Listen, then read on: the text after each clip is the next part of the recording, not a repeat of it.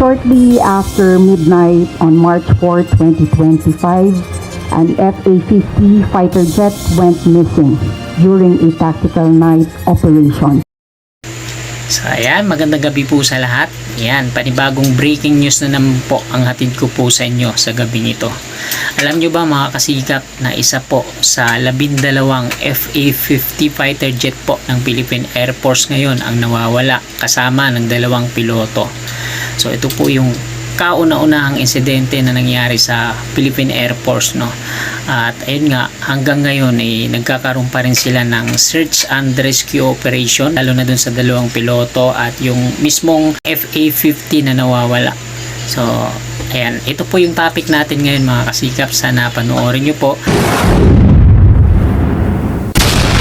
Kinumpirma ng Philippine Air Force PAF na ang isang FA-50 fighter jet ay nawala sa isang taktikal na operasyon noong hating gabi ng Martes, Marso 4. Ang sasakyang panghimpapawid ay nawalan ng komunikasyon sa natitirang bahagi ng flight na kasangkot sa mga minuto ng misyon bago makarating sa target na lugar.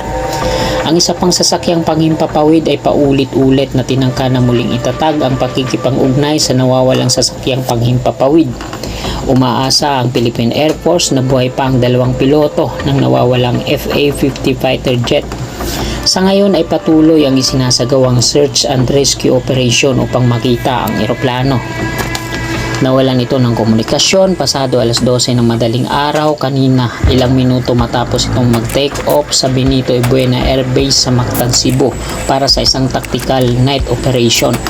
Ayon sa Philippine Air Force, prioridad nila ang kaligtasan ng 2 piloto. Hindi naman idinitalye ng Philippine Air Force kung para saan ang operasyon. Ngunit kinumpirma ng 4th Infantry Division ng Philippine Army na mayroon silang operasyon laban sa New People's Army sa Barangay Eba, Cabanglasan, Bukidnon kahapon at humingi ito ng air support sa Philippine Air Force. Ito ang unang major incident na nasangkot ang FA-50 fighter jet ng Philippine Air Force simula nang mabili ito sa Korean Airspace Industries. 2015 to 2017 na kumpleto ang 12 FA-50 aircraft ng Philippine Air Force na pinunduhan ng 18.9 billion pesos sa ilalim ng modernization program ng pamahalaan.